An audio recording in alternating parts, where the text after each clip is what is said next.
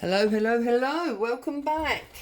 I'm Claire, this is Purple Poppy, and as you can see from this array on my desk here today, I'm going to be playing with something new. Now, those of you that follow TikTok and various other things, you will have seen, or you may have seen, there are a number of people doing this. I believe it's called Sublimation. I'm not sure. But basically what they're doing is they're using a stencil of some sort and bleach. And the bleach takes the colour out of the material that you're doing it on. So a t-shirt or jeans or whatever. And you're obviously left with that design.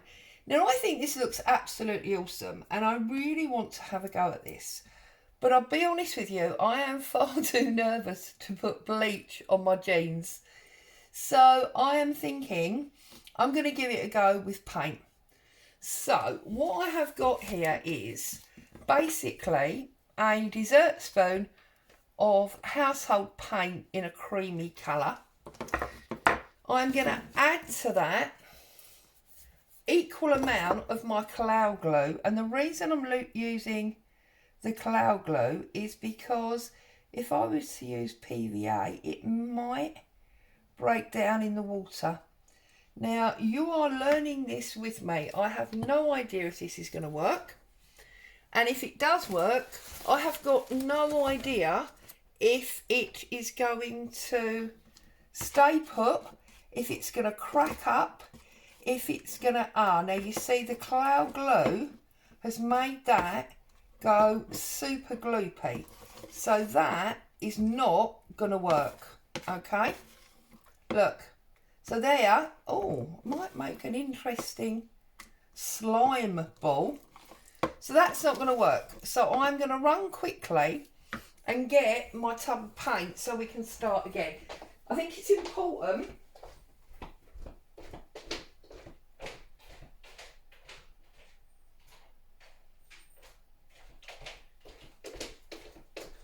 that you see the mistakes as well as the good.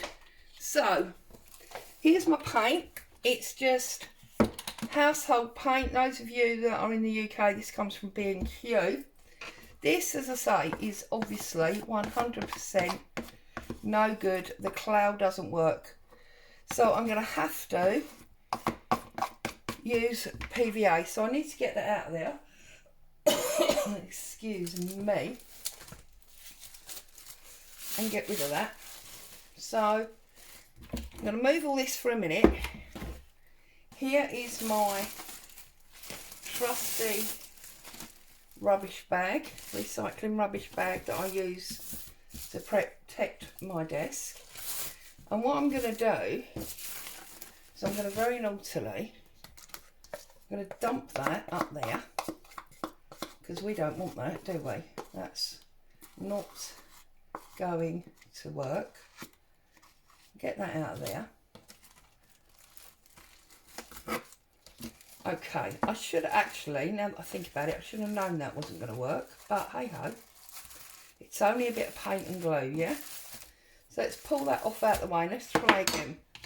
So I'm going to open my tub of paint.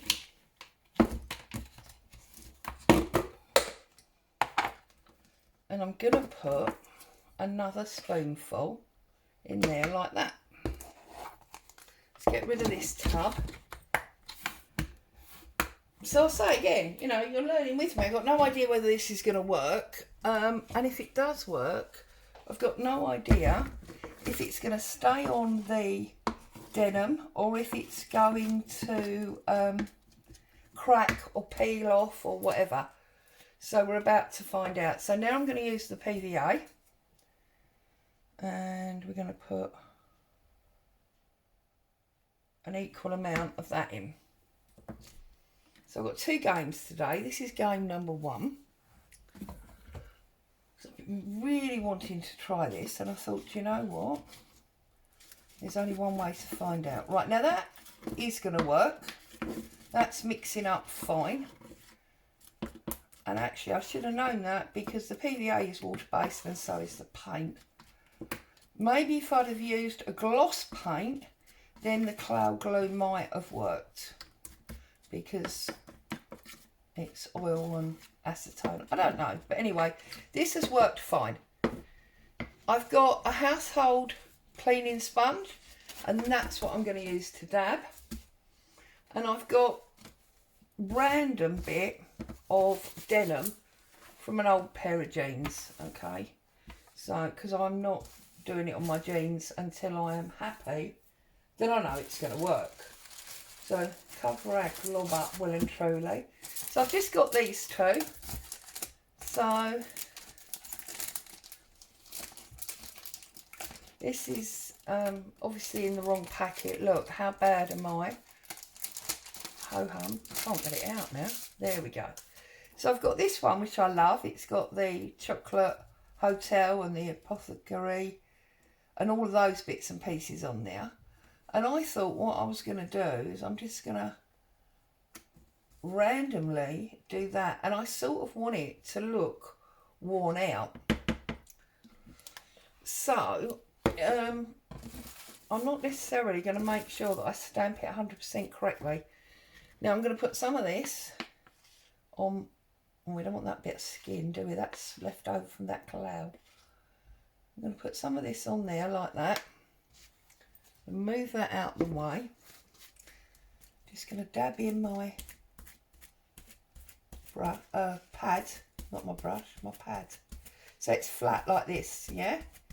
That's what I want. And then I'm just going to apply it through my stencil.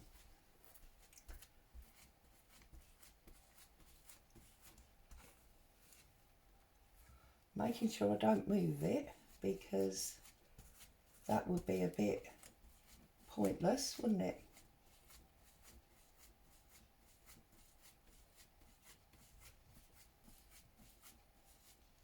What you don't want to do is go over the edge, because then that's going to look very weird.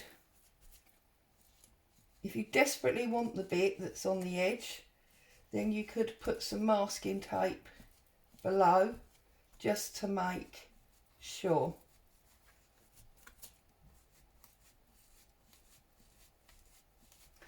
Okay, let's have a little peek. Oh, see, now I've put paint on off my thumb now. Aha!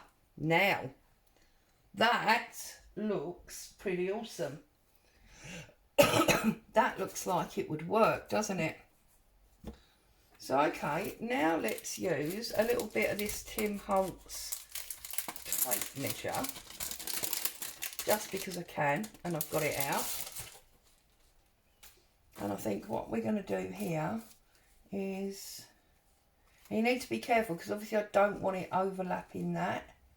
So I'm just going to put it up there, get some more paint, and I'm just going to dab across that middle. Yeah, and then down the bottom here, I'm just going to dab there. I quite like that. And across there. Okay, now obviously if I was doing my jeans, I would be looking at this. Right, let's just scrape this up and get it out of the way. So as you can see, I've got loads of paint left, so I probably only needed about a quarter of what I used. I could have done that with something like a teaspoon. I'm going to fold that back in like, whoops, like so. Get rid of that out of the way, because it's got that big loop bit in it anyway. And this is now my denim.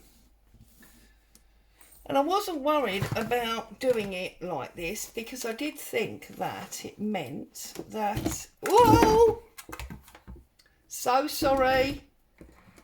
I thought I'd solved that by changing my desk round. Obviously not. I'm just going to dry this off using my heat tool.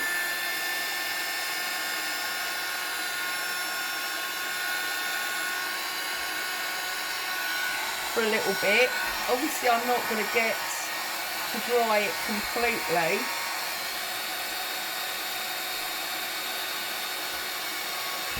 But I just want to have a little look and see how it dries. And I'm going to, when it's properly dry, I'm going to give it a good scrunch up. And then when I've screwed it all up to make sure it, you know, takes some wear and tear, I'm actually going to put it through my washing machine and see what happens. And I will obviously cut this up and use it for journal work.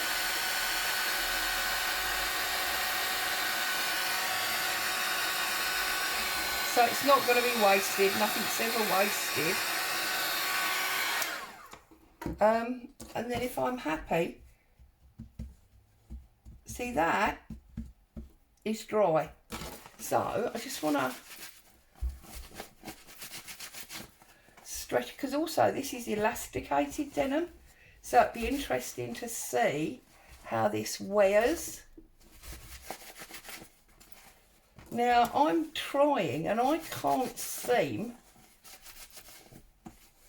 to get that to come off.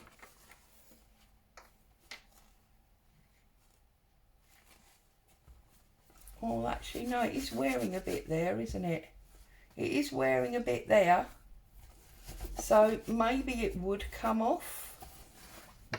I don't know. But I'm going to put it through my washing machine and see what happens. And you can feel it. You can feel the paint.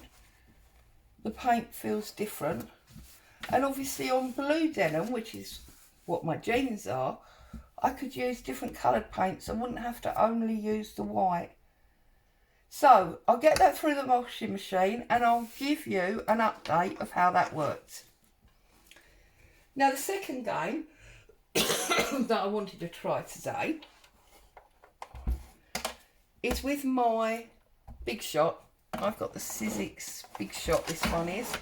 Now I've had this for donkey's years.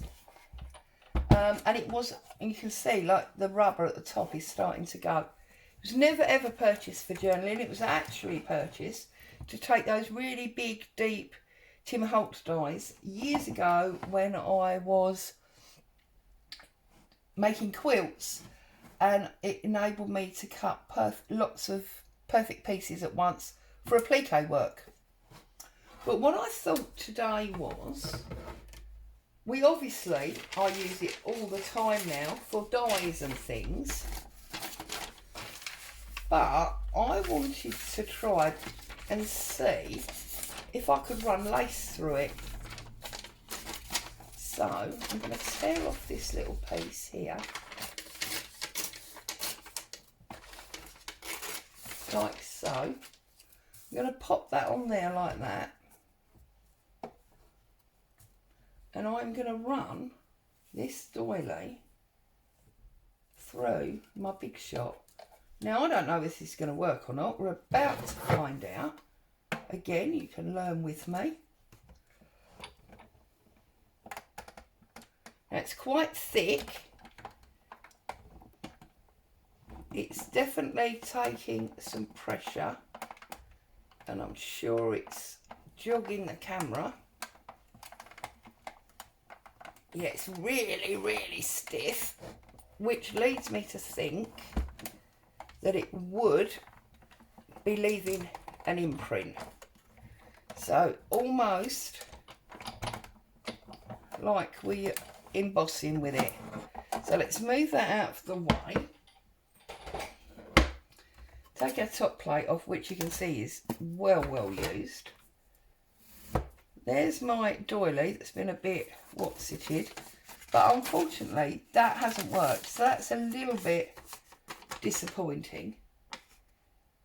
However, I did see actually the other day that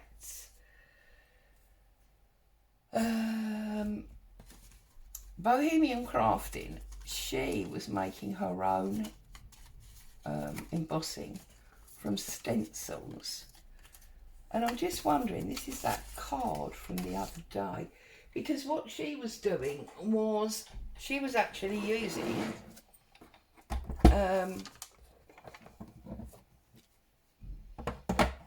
die pieces as embossing folders. So like, if I put that on there, you'll have to go over. I'll try and find it and put, oh, I'll put it the wrong way around now. I have to try and find it and put a link so that you can have a look. But she was using pre-done dies to emboss her paper.